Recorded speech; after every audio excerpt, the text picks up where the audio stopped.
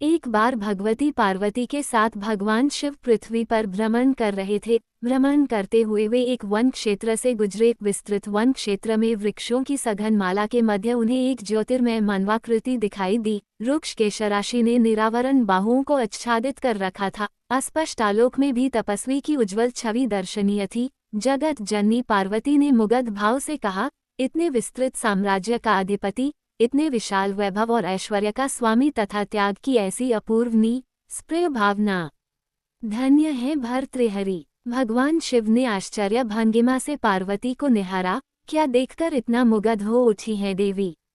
पार्वती बोली, तपस्वी का त्याग भाव और क्या? शिव बोले, अच्छा, लेकिन मैंने तो कुछ और ही देखा देवी। तपस्वी का त्याग तो उसका अतीत था, अतीत के प्रति प्रतिक्रिया अभिव्यक्ति से क्या लाभ? देखना ही था तो इसका वर्तमान देखती। पार्वती ने ध्यानपूर्वक देखा, तपस्वी के निकट 3 वस्तुएं रखी थीं, 3 भौतिक वस्तुएं, संग्रह का मोह दर्शाती वस्तुएं, एक पंखा, एक जलपात्र और एक शीशालंबक तकिया। वस्तुओं को देखकर पार्वती ने खेद भरे स्वर में कहा, प्रभो, निश्चय ही मैंने प्रतिक्रियाभिव्यक्ति में शीघ्रता कर दी।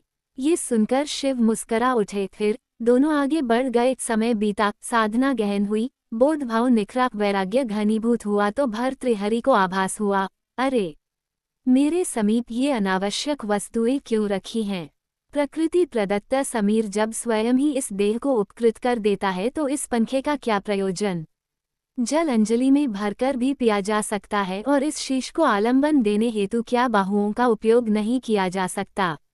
तपस्वी ने तत्काल तीनों वस्तुएं दूर हटा दी, पुनः साधना में लीन हो गए। कुछ समय बाद शिव और पार्वती पुनः भ्रमण करते हुए वहां पहुंचे। देवी पार्वती ने तपस्वी को देखा, भौतिक साधनों को अनुपस्थिति पाकर वे प्रसन्न हो उठी। उत्साहित होकर उन्होंने शिव को देखा, लेकिन उनके मुख पर वैसे ही पूर्ववत तत्स्थता छाई थी। उन्होंने दृष्टि संकेत दिया, पार्वती की दृष्टि तपस्वी की ओर मुड़ गई। उन्होंने देखा, भर्तृहरि उठे, अपना भिक्षा पात्र लेकर अति शीघ्रता से ग्राम्य सीमा में प्रवेश कर गए। शिव ने पार्वती से कहा, देवी, साधक के हाथ में भिक्षा पात्र क्षुधापूर्ति हेतु ग्राम्य जीवन के निकट निवास और एकांत से भय, ये वैराग्य की परिपक्वता दर्शाता है। इसे परिपक्व होने में समय लगेगा, हमें अभी प्रस्थान करना चाहिए।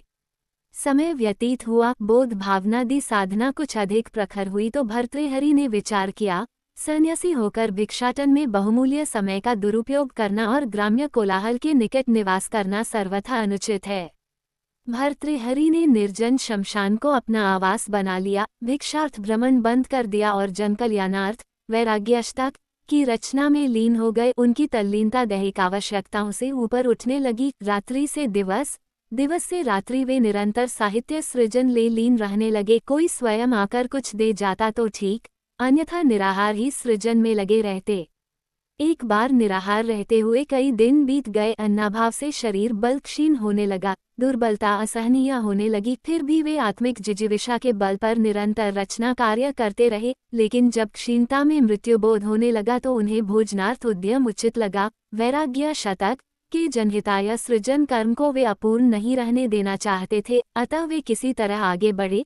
पास ही कई चिताएं धू धू करती हुई आकाश को छू रही थी। उन्होंने देखा कि चिताओं के निकट पिंडदान के रूप में आटे की 2 लोइयां रखी हैं तथा एक भग्न पात्र में जल भी है। भर्तृहरि आटे की लोइयां जलनी चिता पर सेंकने लगे। ये देख भगवती पार्वती विह्वल हो उठी और बोली, देखिए तो ऐश्वर्यशाली नृप को, जिसके राज्य की श्री समृद्धि में काग भी स्वर्ण चुग सकते थे, वे किस स्पृहता के साथ सत्कार्य समर्पित इस जीवन की रक्षा हेतु पिंडदान की लोइयां सेक रहा है। आह, मर्मभेदी है ये क्षण। कहिए महेश्वर, क्या अब भी आप तटस्थ रहेंगे? शिव हंसकर बोले, देवी, प्रश्न मेरी प्रसन्नता या तत्स्थता का नहीं है, प्रश्न तो साधना की सत्यता का है। यदि साधक पवित्र है तो भला साधक को शिव क्यों न मिलेगा? पार्वती उसी व्यथित स्वर में बोली, इस दृश्य से सत्य और सुंदर कुछ और हो सकता है क्या? आश्चर्य है, सहज ही मुग्ध हो उठने वाला आपका भोला हृदय इस बार यूं निर्विकार क्यों बना हुआ है? देवी, व्यथित न हो, आप स्वयं चलकर साधक की साधना का मूल्यांकन करें और तब निर्णय ले तो अधिक श्रेयस्कर होगा।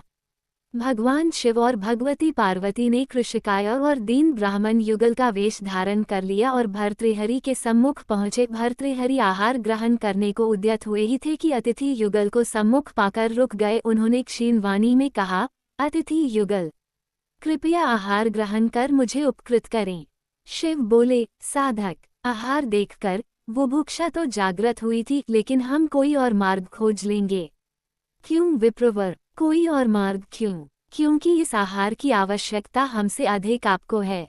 हाँ तपस्वी, इस आहार से आप अपनी क्षुधा को तृप्त करें, हमारी तृप्ति स्वयं भी हो जाएगी। पार्वती बोली, नहीं माते, मेरे समक्ष आकर भी आप अतृप्त रह जाएं, ऐसा मुझे स्वीकार नहीं। दोनों रोटियां ब्राह्मण युगल की ओर बढ़ाते हुए भर्तृहरि के मुख पर दान का दर्प मुखर हो उठा। माते, आप मेरी दृढ़ता से परिचित नहीं हैं। अपनी दृढ़ता के समक्ष जब मैंने अपने विशाल और ऐश्वर्य संपन्न राज्य तथा अथाह और अपरिमित श्री संपत्ति को त्यागने में एक क्षण का विलंब न किया, तो क्या आज इन पिंडदान की लोइयों का मोह करूंगा? अनायासी पार्वती हंस पड़ी, किंतु उस हंसी में प्रशस्ति को खनक न होकर किंचित उपहास की ध्वनि थी। उन्होंने कहा, तपस्वी, आश्चर्य है कि तुमने अपना राज्य कैसे छोड़ दिया। साधुवेश धारण करके तुम्हारी बुद्धि अभी तक वनिक वृत्ति से भौतिक वस्तुओं की मापतौल पर टिकी हुई है। तुम मोह से निवृत्ति का दंभ करते हो, लेकिन इतना अच्छा होता कि तुमने राज्य त्यागने के स्थान पर अपनी तथाकथित निर्मोहिता के अहंकार से मुक्ति पाली होती। ये सुनकर भर्तृहरि ठगे से देखते रह गए। ब्राह्मण दंपति के रूप में आए परम शिव और शक्ति शून्य में लोप हो चुके थे। दिशाओं में केवल हंसी की गूंज थी और हाथों में वही दो रोटियां।